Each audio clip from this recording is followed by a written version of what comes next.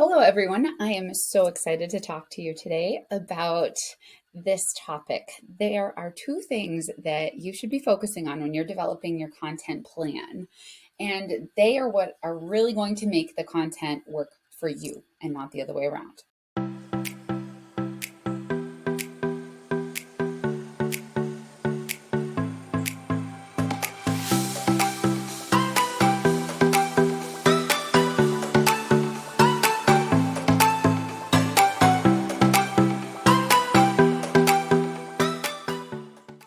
So I saw this amazing video on YouTube by Neil Patel, and it was called The Biggest Impact on SEO. And being the nerd that I am, I, of course, had to watch it. And what he pointed out was absolutely mind blowing to me because he has one focus that he says made all the difference in the world for him when it came to his SEO and how Google absolutely skyrocketed his rankings a few years ago because he started online marketing 10 years ago or so. And up until the point where he really started doing this one thing, he wasn't making as much headway. And then when he finally made the switch, he went off the charts. So, what he started doing was focusing on his brand. And at first, that makes no sense and it sounds really shallow. Like we all know, we're supposed to focus on building our brand. That's kind of what you do as a business owner. But what he is referring to is the fact that when people started Googling his name, which is his business name, Neil Patel, and a keyword like Neil Patel SEO, Google caught on to that. And when it saw that his name or business name was being searched in the queries along with his keywords that he was targeting, that's when they pushed him, when Google pushed him through the rankings and skyrocketed his brand online. So, what does this mean for us? This is a huge shift because in the past you've focused on keywords, focused on keyword stuffing. These are all very old tactics. So I'll be talking more on that in a moment, what we'll actually do to kind of come up with those keywords that need to be associated with our brands. But how exciting is that to be able to build your brand, something you love to do with your business? That is what is going to help you also in the SEO world.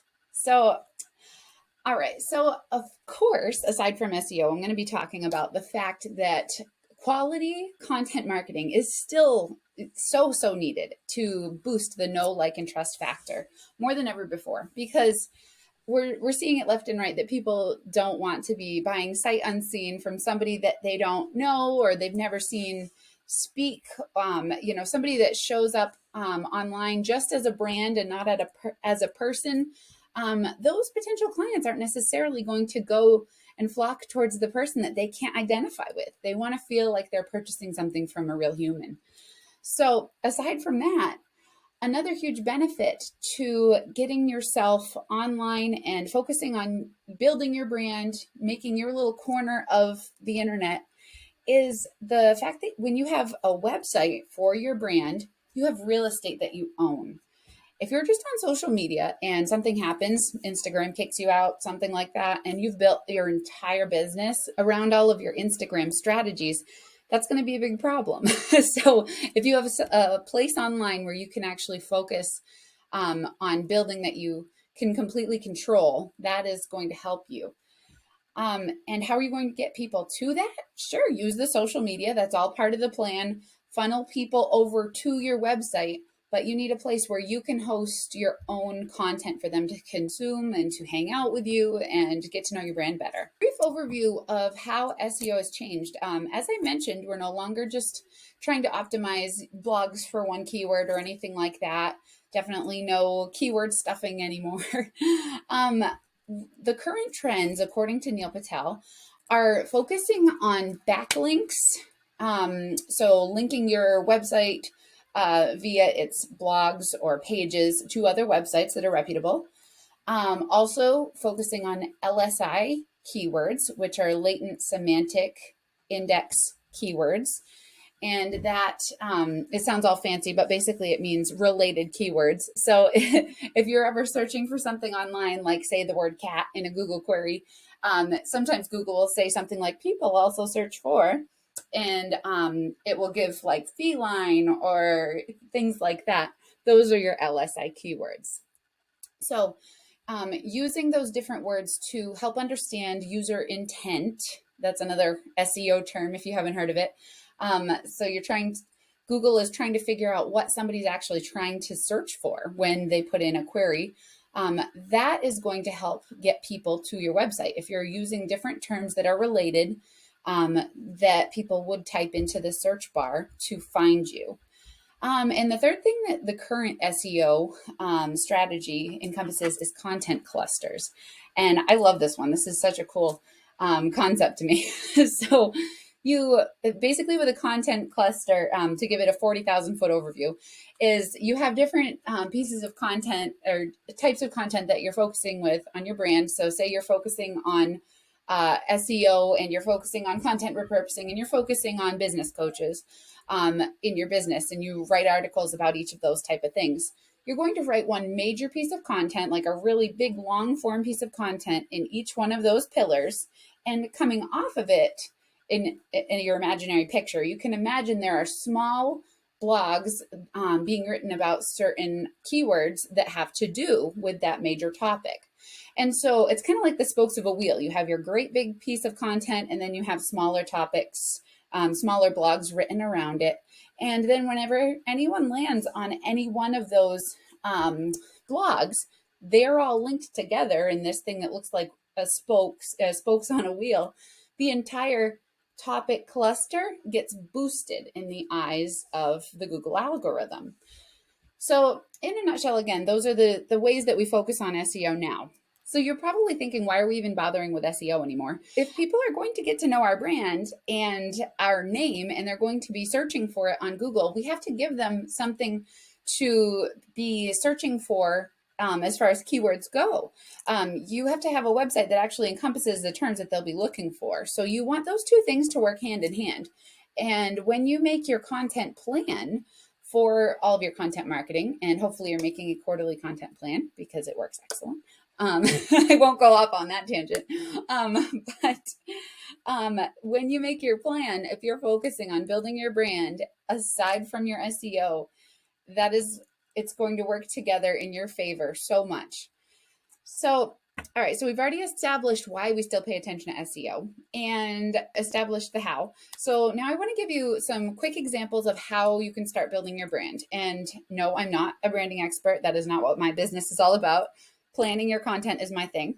But I did read this amazing article that I wanted to share with you, and I will link it in the comments, called 45 plus proven brand building strategies you can't miss from Referral Rock. And you should totally check it out because it is so all encompassing. And they interviewed over 100 experts on branding to come up with the absolute best suggestions they have.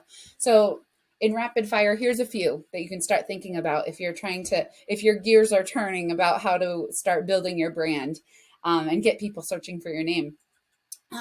So they say in that article that most of the experts agree that you need to start with your purpose, your mission, your goals, your vision, and you need to share it. You really need to understand your brand before you expect anyone else to, or before you're able to share it with anyone else. So you got to get very clear on those things. You have to engage with your audience and learn all about them and meet them where they are, even talk like them, know where they hang out. You need to make your brand centered around them. Don't make your brand's wording all about me and I built this business. Like nobody really follows that. They want to know how you can help them. You need to reevaluate your brand often. Online, the world is changing so often. You need to be evaluating your competition, see what they're doing, see what's working, what's not working, see how you can do things in your own way, in the best way possible. You need to work on building a positive brand reputation. You need to stay consistent doing that. And you can integrate your brand into your website and all of the content that you build as well. Which brings me to my last point for today. building your brand into your content.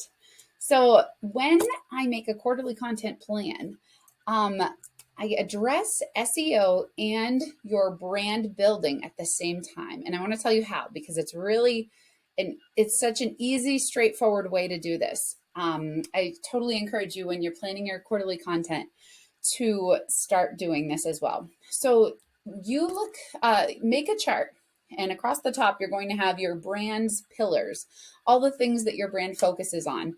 You talk about topics A, B, C, and D. And then underneath each topic, you're going to list out weekly topics that you could be talking about for each of those pillars of your brand. You're going to put those into a calendar and lay it out according to your launches and your holidays and who's going to be around when, just in a very practical sense. When would you want to talk about each of those topics? And by laying it out in this way, you can really look at it from an eagle eye view of seeing, okay, well, this topic over here, we're kind of lacking. We need to throw some more discussion around this particular pillar. And so you can change things up before the quarter even starts. You have everything laid out in front of you, and you haven't put any effort into building content or anything yet. You're simply staging out like a wireframe for your quarter. So after you have the week by week topics, you're going to have somewhere between 12 and 15, according to how many weeks there are in the quarter.